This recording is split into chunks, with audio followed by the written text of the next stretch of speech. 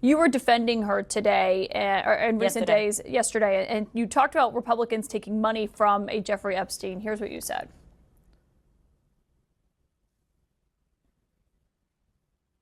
Who also took money from somebody named Jeffrey Epstein, as I had my team dig in very quickly. Mitt Romney, the NRCC, Lee Zeldin, George Bush, Win Red, McCain Palin, Rick Lazio. You mentioned Lee Zeldin there. He's now a cabinet secretary. He responded and said it was actually Dr. Jeffrey Epstein, who's a doctor, doesn't have any relation to the convicted sex trafficker. Unfortunate for that doctor, but that is who donated to a prior campaign of his. Do you want to correct the record on the people? All right, let's talk about this. We got Jasmine Crockett trying to word vomit her way out of claiming that Lee Zeldin received donations from Jeffrey Epstein, when in reality, it was Dr. Jeffrey Epstein, completely different person. But let's hear the nonsense that she has to say about this. Roll it.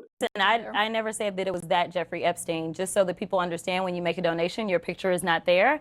And because they decided to spring this on us in real time, I wanted the Republicans to think about what could potentially happen, because I knew that they didn't even try to go through the FEC. So my team, what they did is they Googled, and that is specifically why I said a Jeffrey Epstein. Unlike Republicans, I at least don't go out and just tell lies.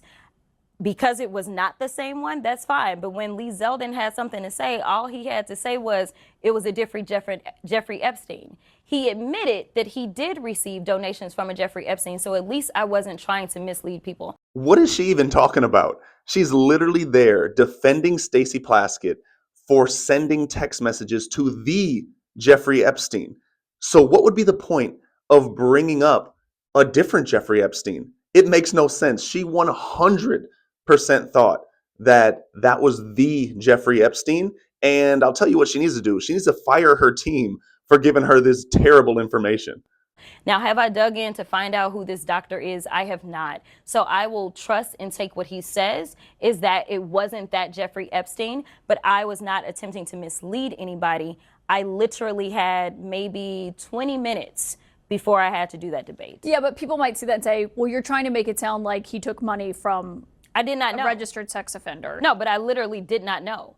When you search FEC files, and that's what I had my team to do, I texted them and I said, listen, we're going up. They are saying that she took donations. Right, but someone might say, well, your team should have done the homework to make sure it wasn't the convicted sex trafficker. Within 20 minutes, you could not find that out, not from just doing a quick search on FEC. So, number one, I made sure that I was clear that it was a Jeffrey Epstein, but I never said that it was specifically that Jeffrey Epstein, because I knew that we would need more time to really dig in. So if you didn't know and you didn't have enough time to research these claims, then you don't bring it up. She thought she had an aha moment and was going to throw it back in the Republicans' face, when in reality, she was the one getting hit in the face with the pie. Well, Stacey Plaskett was texting the Jeffrey Epstein that we're all talking about.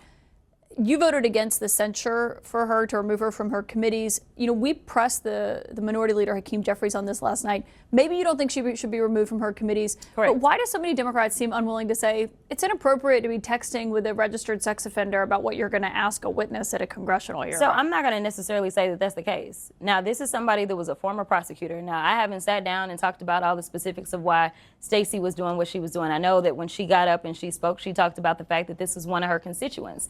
At the end of the day, what I know of prosecutors is that they are typically talking to co-defendants. They are typically talking to the people that have the best information. And what you had was you had the former attorney for the president that was sitting there. And honestly, we knew, or she knew, or at least Jeffrey Epstein presented, that he was very cozy with the president. He had more information, registered sex offender or not. The bigger question is, why is it that the president was so cozy with a registered sex offender even after he ultimately ended up with some of his convictions?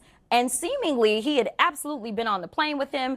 We know about the birthday card, The bigger question is, why is the president of the United States not the one that is in the hot seat for his relationship, instead of us saying, oh, you know what, we're going to take her off of her committee because he decided to text her. Stacey didn't initiate that chain. Jeffrey initiated that chain, and she took the information. Just like if somebody texts me. Yeah, but she was responding and saying, you know, what are you talking about? Quick, I'm up next. And then her questions were about Rona. But do you think that was inappropriate? I mean, would you text with someone who is a registered sex offender about what you should ask? I honestly know that he had never been convicted of any federal crimes at that time. But he had been in jail already.